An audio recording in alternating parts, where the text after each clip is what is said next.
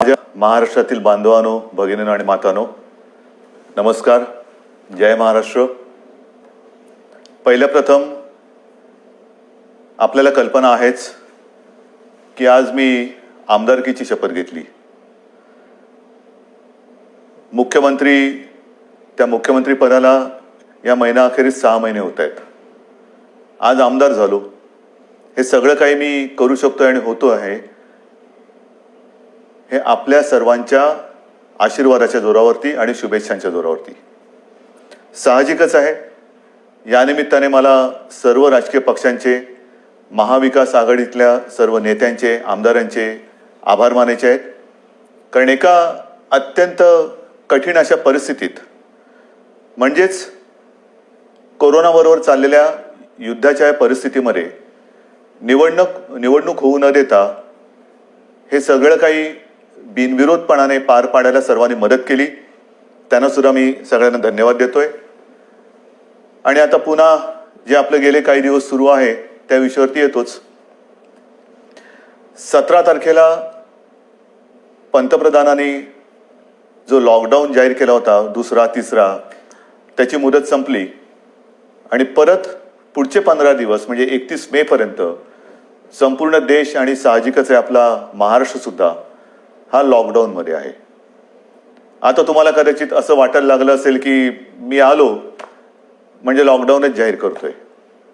साहजिकच आहे, कोणालाही घरी विशेषतः कामाशिवाय डांबून ठेवणं किंवा बसवणं यासारखी मोठी शिक्षा असू शकत नाही.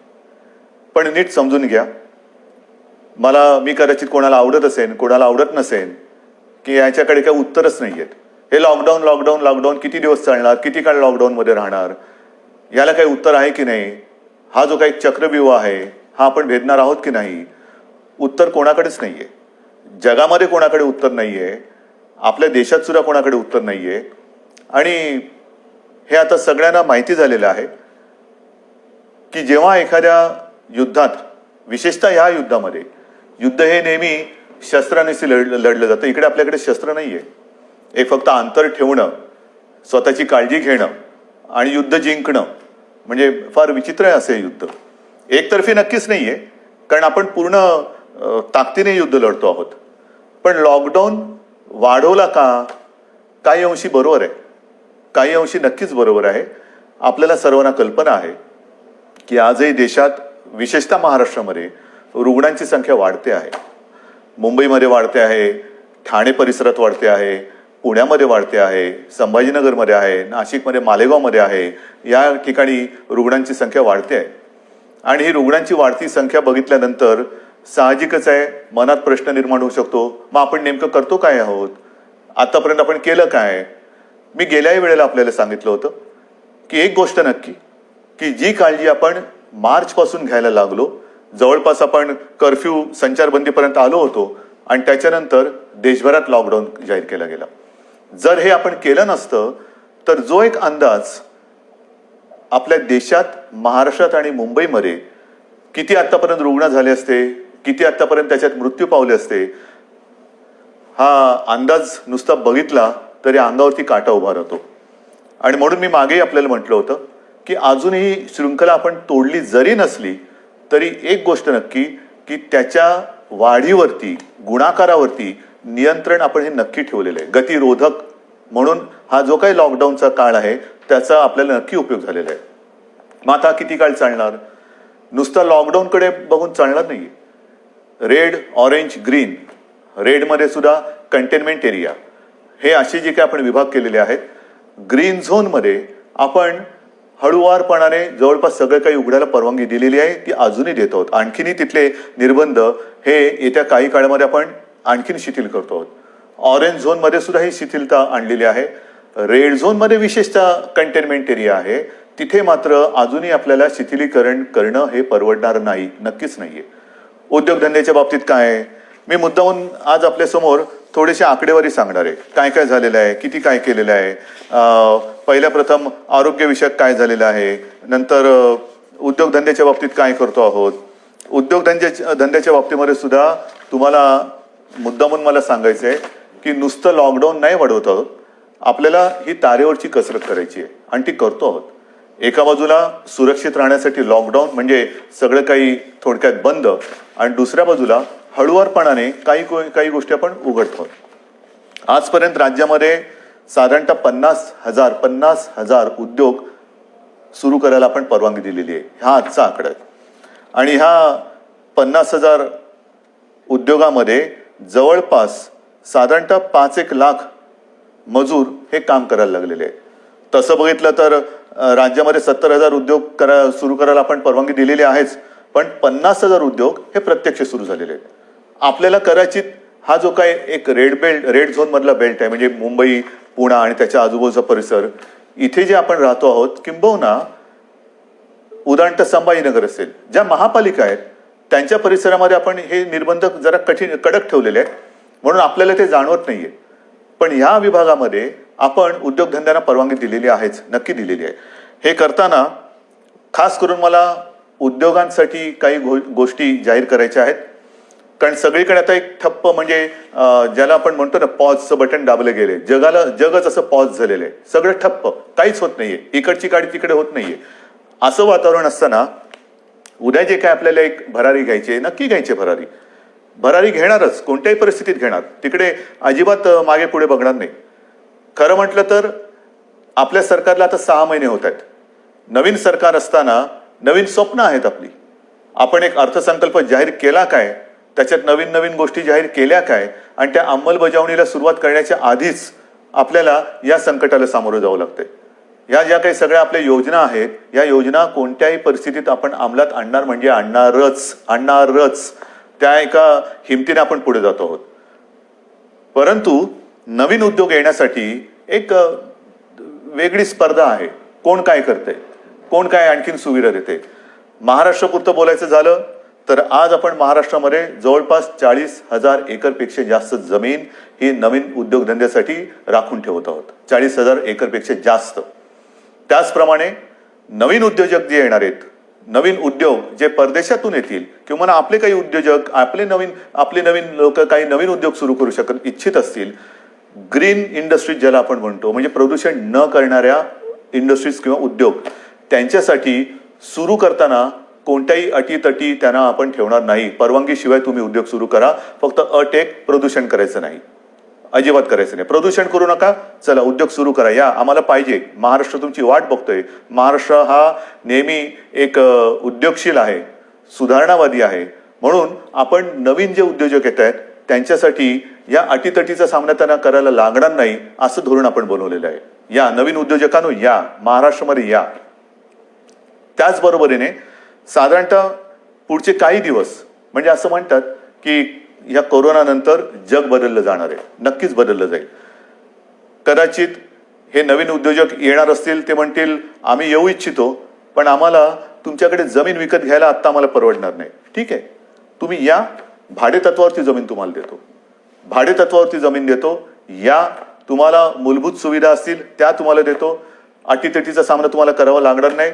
पण या राज्यामध्ये नवीन उद्योग पर्व आपण सुरू करू. आणि त्याचबरोबरीने मला एक सांगायचंय की आतापर्यंत जिथे हे उद्योग आपण सुरू केलेत, आणि असं काही नाहीये की रेड झोन म्हटल्यानंतर आता आयुष्य आपलं रेड झोन मध्ये जाणार आहे, नाही. आपल्यासमोर 2 मोठी आव्हानं आहेत, नक्कीच आहेत. एक म्हणजे जिथे या कोरोनाचा प्रादुर्भाव नाही असा ग्रीन झोन, तो ग्रीन झोन हा आपल्याला कोरोना विरहित ठेवायचा आहे, हे मोठं आव्हान आहे. तिकडे एक सुद्धा रुग्ण ग्रीन झोन मध्ये आपल्याला आता येऊ द्यायचं नाही, किंबहुना नवीन केस तिकडे आता आपल्याला तयार आपण काय असं घर बसल्या कोविड तयार करत नाही, पण होऊ द्यायची नाहीये. त्याच्यामुळे ग्रीन झोन हा ग्रीन झोन म्हणून मेंटेन करणं, आणि रेड झोन जो आहे तो रेड झोन हा लवकरात लवकर ग्रीन झोन मध्ये त्याचं रूपांतर करणं. म्हणजे रेड झोन सुद्धा आपल्याला हळूहळू हा ग्रीन झोन मध्ये आणायचा आहे. आणि म्हणून जिथे जिथे ग्रीन झोन मध्ये आपण उद्योगधंद्यांना परवानगी दिलेली आहे, अनेक ठिकाणी आपण बघतो आहोत की कामगारांची आता उणीव आहे. कामगार हे बरेचसे परराज्यातले निघून गेलेले आहेत. मला खास करून माझ्या महाराष्ट्राच्या भूमिपुत्रांना सांगायचंय, जसं आजपर्यंत तुम्ही महाराष्ट्रासाठी, महाराष्ट्र सुरक्षित ठेवण्यासाठी सरकारचं ऐकलत, घरामध्ये राहा, सुरक्षित राहा, ही एक आपली त्याच्यातले एक घोषवाक्य होतं. आतापर्यंत तुम्ही घरात बसलात आणि महाराष्ट्र वाचवलात. आता जिथे जिथे ग्रीन झोन आहे, तुम्ही एका आत्मनिश्चयाने बाहेर पडलं पाहिजे की मी माझा महाराष्ट्र पुन्हा एकदा उभा करणार. मी जसा महाराष्ट्र वाचवलेला आहे, मी म्हणजे तुम्ही, मी एकटा नाही, तुम्ही. महाराष्ट्र आजपर्यंत आम्ही सुरक्षित ठेवला. या कोविडच्या प्रादुर्भावापासून हा जो ग्रीन झोन आहे तो सुरक्षित ठेवला. आता या ग्रीन झोनमध्ये जे उद्योग सुरू झालेले आहेत त्या उद्योगांना जर मनुष्यबळ कमी पडत असेल तर माझा महाराष्ट्र हा अगदी मोदीजींच्या भाषेत आत्मनिर्भर करण्यासाठी मी स्वतःहून आता पुढे येत आहे. या पुढे या. जे उद्योग आहेत, उद्योग सुरू झालेत, त्यातली ही संधी आहे. ही संधी तुम्ही घ्या. संधी वाया दौडू नका. या सगळेजण समोर या. उद्योग सुरू करू आपण. महाराष्ट्र उभा करू आपण. एक जगासमोर एक उदाहरण ठेवू की हा महाराष्ट्र खरंच लढवय्यांचा आहे. हा संकटाला भीत नाही. संकटामध्ये सुद्धा मर्दासारखा सामोर जातो तो हा शिवरायाचा महाराष्ट्र आहे. म्हणून मला जे ग्रीन झोन मध्ये आहेत आणि जिथे जिथे उद्योगधंदे सुरू झालेत पण मनुष्यबळ कमी पडत असेल तिथे मला आज भूमिपुत्रांची गरज आहे. भूमिपुत्रांनो पुढे या. ही आपली भूमी आहे, आपला महाराष्ट्र आहे. पुढे येऊन आपला महाराष्ट्र हा आपल्या पायावरती आपण उभा करू. हा निश्चय फार महत्वाचा आहे. हे उद्योगधंद्याचं झाल्यानंतर महत्वाचा मुद्दा काय आहे की आरोग्यविषयक काय. कारण अजूनही जे काही जणांना असं वाटतंय की हे एक अशीच भीती आहे, फ्लू काय, सर्दी आहे, खोकला आहे, होतो जातो, आजपर्यंत काय कोणाला झालं नाही. झालं ना. पण विशेष म्हणजे आतापर्यंतचा जो फ्लूचा एक भाग आहे त्याच्यात सुद्धा जसं स्वाईन फ्लू एक आहे त्याला औषध आलेलं आहे. पण या कोरोनावरती अजूनही औषध आलेलं नाही. तोच एक मोठा धोका आहे. मी उगाच तुम्हाला आकडे सांगून काही घाबरवण्याची माझी इच्छा नाही, अजिबात नाहीये. तुम्हाला भीती घालण्यासाठी मी आलेलो नाहीये.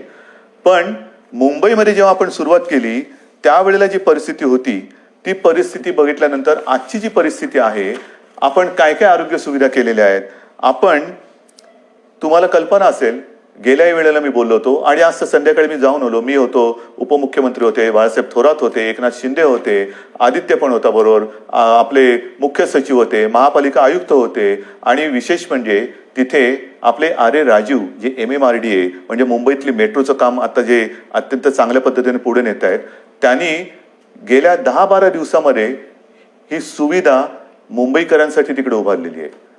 आज तिकडे जवळपास 1000 बेड्सचं एक चांगलं कोविड केअर सेंटर हे आपण उभं केलेलं आहे. येत्या 1-2 दिवसात त्याचा वापर सुरू होईल. मुंबईमध्ये ठिकठिकाणी, मी मुंबई पुरतं बोलतो, मुंबईमध्ये नंतरचं पुढचं मी बोलणारच आहे, पण मुंबईमध्ये ठिकठिकाणी म्हणजे असं बांद्रा कुर्ला कॉम्प्लेक्स संकुल आहे तिथे आणखीन 1000 बेड्स वाढवतो आहोत. गोरेगावचं एक्झिबिशन ग्राउंड आहे तिकडे वाढवतो आहोत. रेसकोर्सवरती त्या पार्किंगमध्ये होत आहे. वरळीला डोममध्ये तर सुरू केलेलाच आहे. आणखीन 1-2-3 ठिकाणी मुलुंड चेक नका आहे, ठाण्यामध्ये आहे. हे आता नुसतं कोविड केअर सेंटर म्हणून नाही राहणार. या सगळ्या जम्बो फॅसिलिटी ज्याला म्हणतो, या जम्बो फॅसिलिटीमध्ये जे आवश्यक लागतं ते तिकडे आपण करणार आहोत. म्हणजे विशेषतः सगळ्यांनाच काही व्हेंटिलेटरची आवश्यकता लागत नाही, पण अनेक जणांना ऑक्सिजनची आवश्यकता लागते. म्हणून या सगळ्या सुविधांमध्ये ऑक्सिजनची सुविधा असणाऱ्या बेड्स हे आपण जास्तीत जास्त करतो आहोत.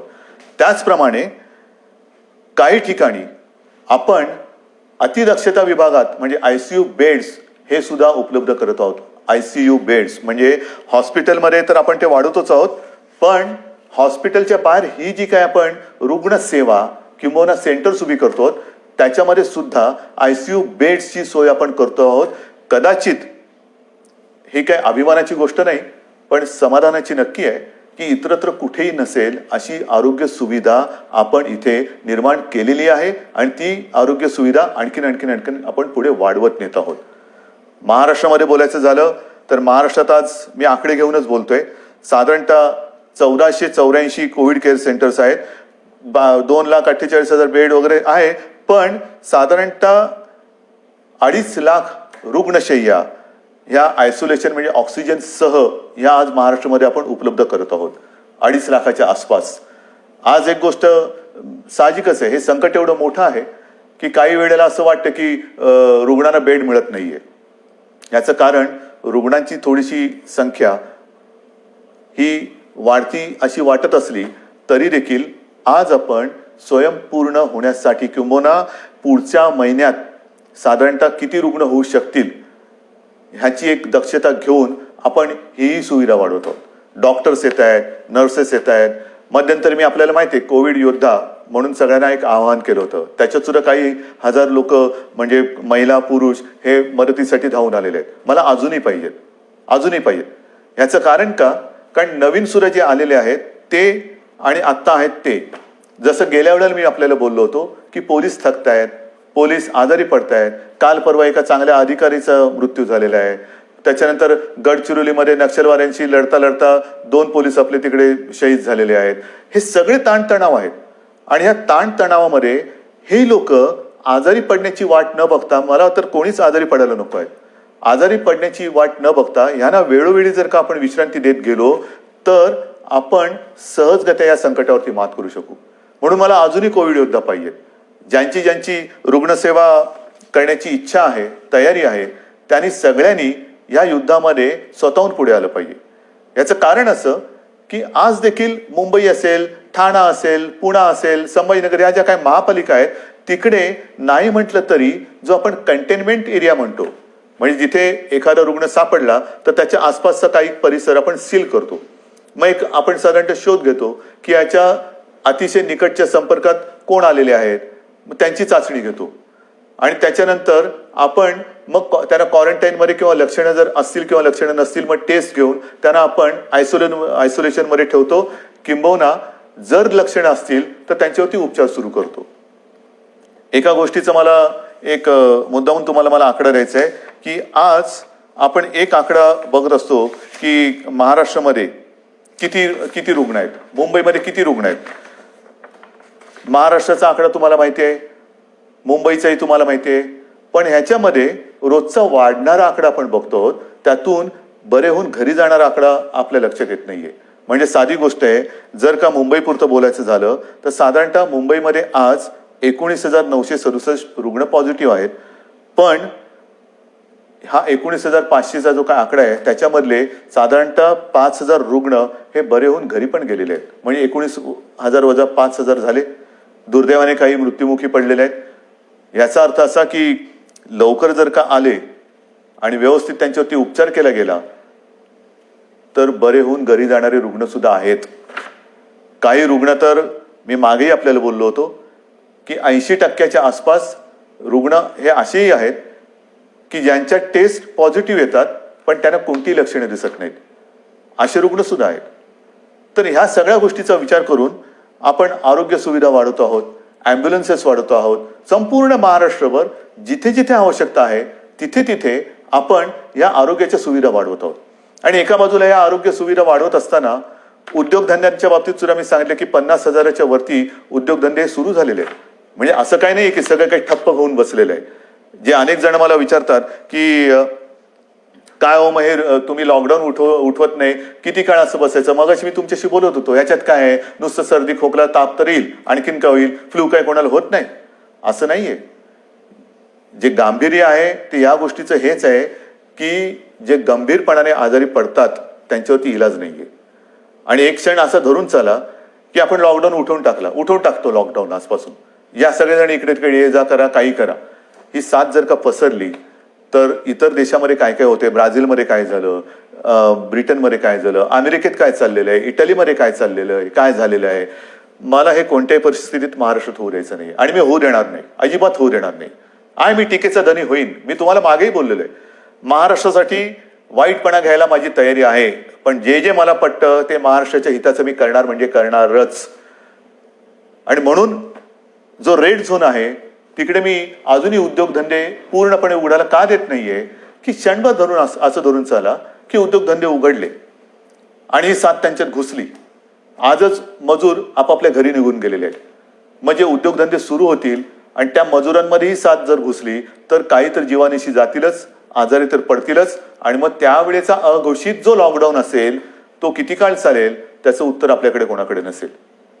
मग त्या लॉकडाऊनची वाट बघायची का आत्ता जे काही आपण हे संकट नाही म्हटलं तरी त्याचा वेग मंदावून रोखून ठेवतो आहोत, त्याचा पूर्ण अंदाज घेऊन हळूहळू टप्प्याटप्प्याने एक एक गोष्टी उघडत जायचं, हा विचार आपण करायला पाहिजे आणि तो आपण करतो आहोत.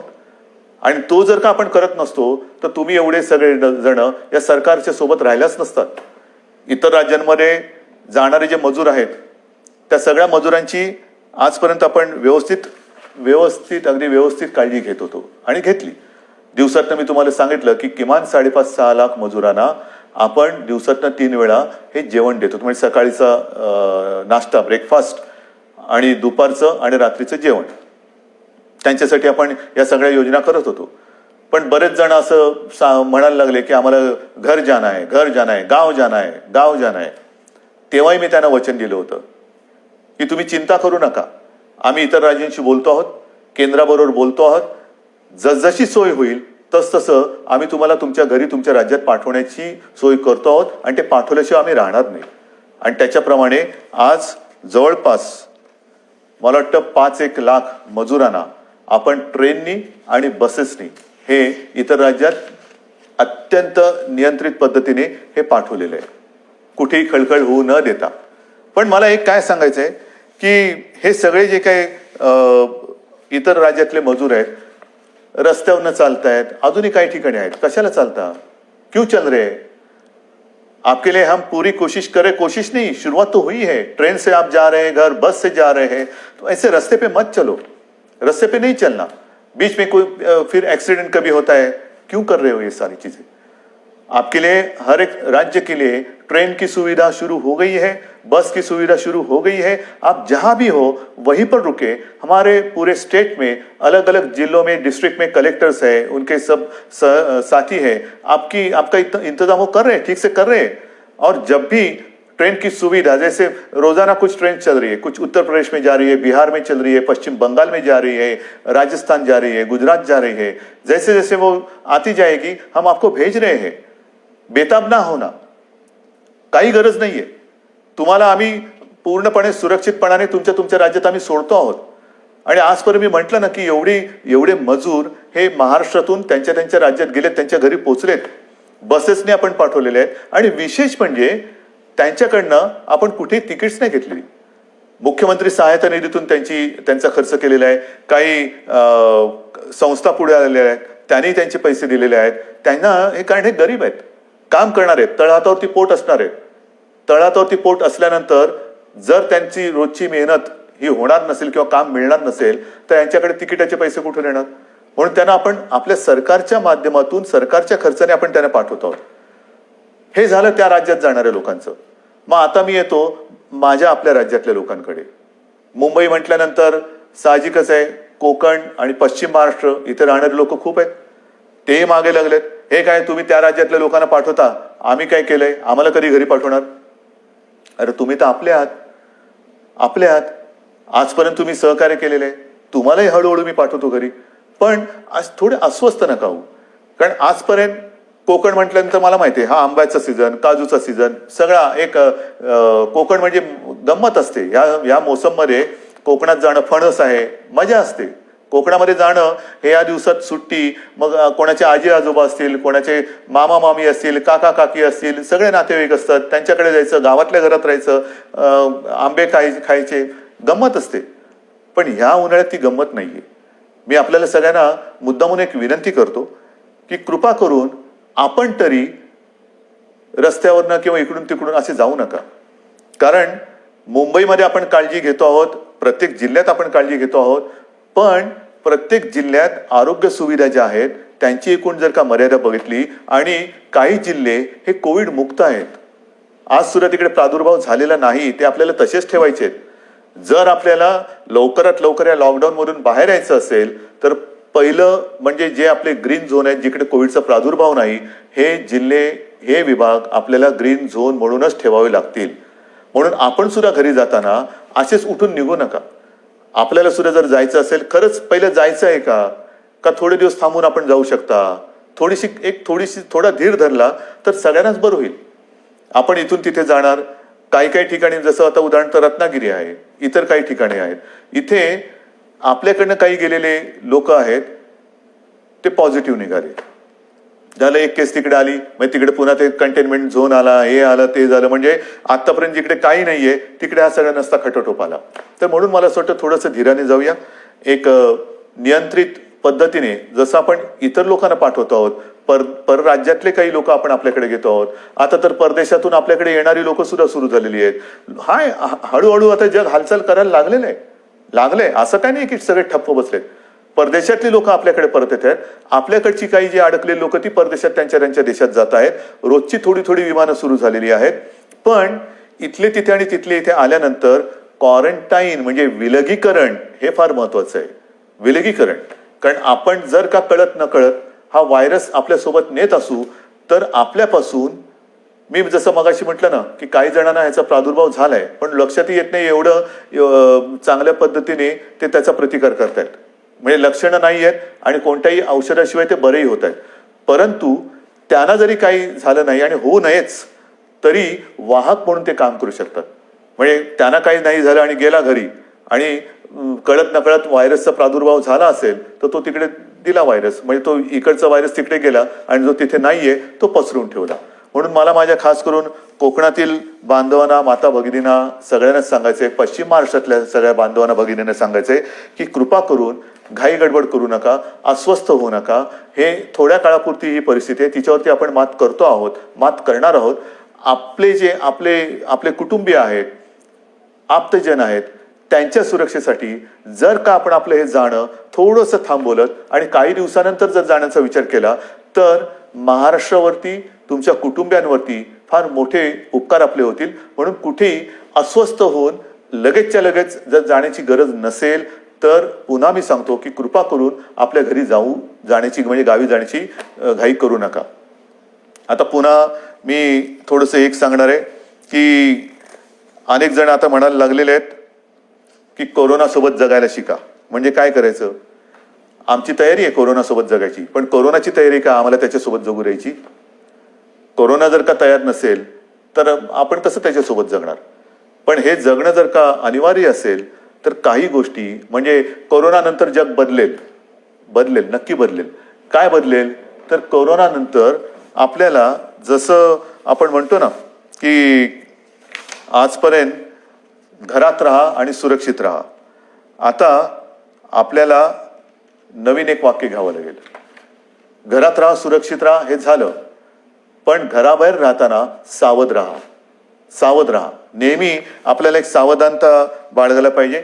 म्हणजे ओघाने आलंच हात धुणं.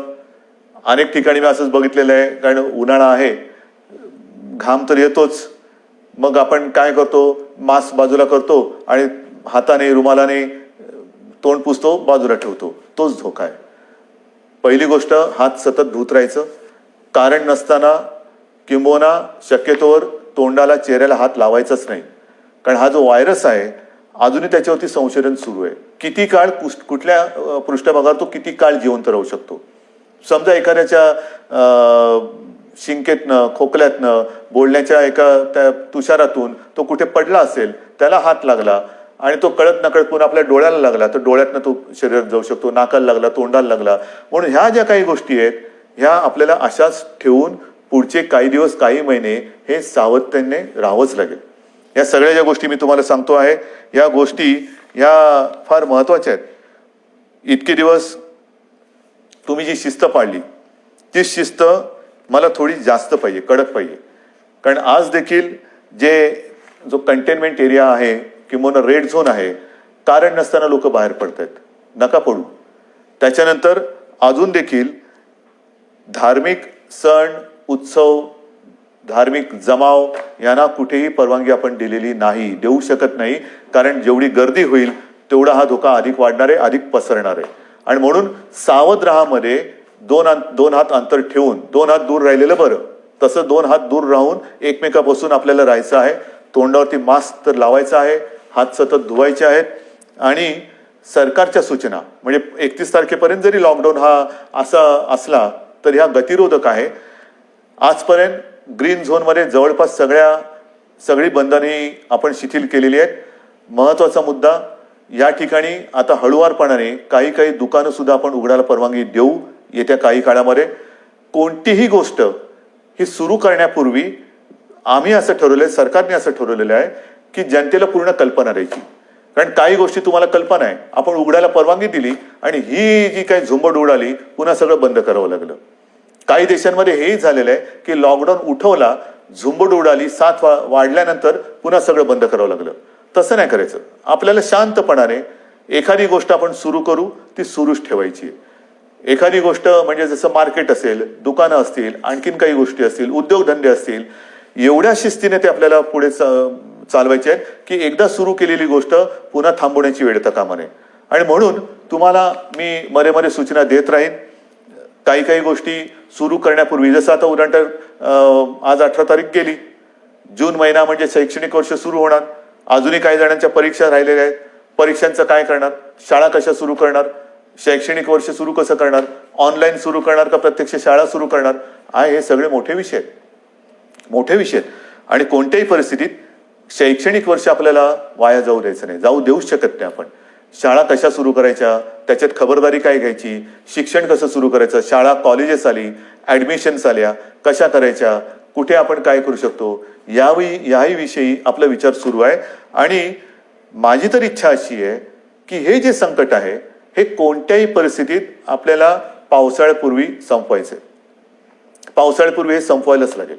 कारण जून महिना सुरू झाल्यानंतर शाळा, कॉलेजेस यांचे प्रवेश, त्यांची शैक्षणिक वर्ष हे सगळं सुरू करावं लागतंय. आणि या सगळ्याचा विचार करता मला असं वाटतं, जो वेग मी तुम्हाला मगाशीच सांगितलं, मी आकडे माझ्याकडे आहेत, साधारणतः मे किंबहुना एप्रिल शेवटापर्यंत महाराष्ट्रामध्ये काय रुग्णसंख्या झाली असती, ही संख्या जर का आपण बघितली असती तर थरकाप उडाला असता.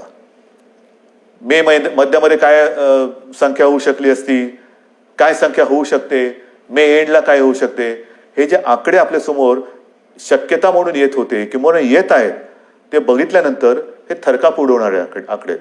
पण तिथपर्यंत आपण पोचलो नाही आणि तुम्हाला मी पोचू देणार नाही, अजिबात देणार नाही. जोपर्यंत तुमचा आणि माझा विश्वासाचा धागा हा मजबूत आहे, तोपर्यंत मला खात्री आहे, नवे माझ्यात आत्मविश्वास आहे की हे संकट आपण नुसतं दूरच नाही तर परतून लावल्याशिवाय राहणार नाही. आणि म्हणून मला असं वाटतं, मलाही काही आनंद होत नाही, अजिबात होत नाही की मुख्यमंत्री झालो आणि हे बंद ते बंद ते बंद. म्हणजे पूर्वी मुंबई बंद, भारत बंद आपण करत होतोच, पण हे अशा पद्धतीने नाही. हा बंद कोणालाच परवडणार नाही. आता आपल्याला सगळं पुन्हा एकदा जनजीवन हे रुळावरती आणायचंय. जनजीवन हे पुन्हा आपल्याला सहजतेने जगायला सुरुवात करायची. पण ह्याची एक आता अशी शक्यता नव्हे, खात्री वाटते की हे जनजीवन पूर्ण सुरळीत व्हायला काही काळ हा जावा लागणार. जेवढी स्वयंशिस्त आपण अधिक पाळू तेवढे लवकर आपण या बंधनातून मुक्त होऊ. जेवढी लवकर आपण या कोरोनाची साखळी तोडण्यात यशस्वी होऊ तेवढं लवकर आपण सगळे बंधनमुक्त होऊ. आणि म्हणून पुन्हा एकदा मी तुम्हाला सगळ्यांना विनंती करतो आहे की जे काही सरकार करतं आहे ते केवळ आणि केवळ कोणताही धोका या महाराष्ट्राला, महाराष्ट्रातल्या माता भगिनींना, बांधवांना होऊ नये त्याकरता ही पावलं उचलत आहे. साहजिक आहे, तुम्ही अस्वस्थ आहात, तुम्ही बेचैन आहात, कधी हे उघडणार हा प्रश्न जसा तुम्हाला आहे तसाच तो सर्वांना पडलेला आहे. पण जे काही करतो आहे ते केवळ आणि केवळ आपल्या सर्वांच्या हितासाठी करतो आहे. आजपर्यंत जसं तुम्ही सरकारला सहकार्य केलं तसंच सहकार्य याही पुढील काळात कराल अशी खात्री बाळगतो. आणि लवकरात लवकर ही साखळी तोडून आपण बंधनमुक्त होऊ ही आशा बाळगतो. जय हिंद,